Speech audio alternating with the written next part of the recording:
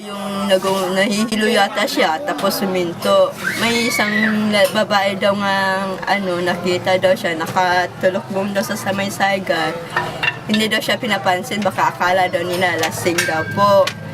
Tapos yun, may guard yata nakakita sa kanya nga nahirapan na siya.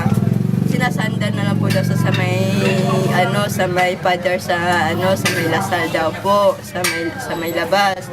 Yun, pagka yung asawa niya, bakit ang tagal daw niya bumalik, yun na pala day po nga may nangyayari na sa kanya, na atake na daw po. Nakikita si Pinaldo, may gutter ng island. Pumapara ko ng taxi, pumapara. May ako na akong kadena eh. Pumara lang eh, wala talaga eh. Tumag ako na itong tricycle. Kagot nga, nakuha ko. Ayaw din ng ibang tricycle, ayaw din magsakay eh. Kaya ang ginawa rin, pinasakay ako kaya. Yung mobile, ayaw din naman sakay ng mobile. Ay ko, sir, baka pwedeng sakay nga sa mobile. Kasi emergency, di ba? Ayaw nila sakay.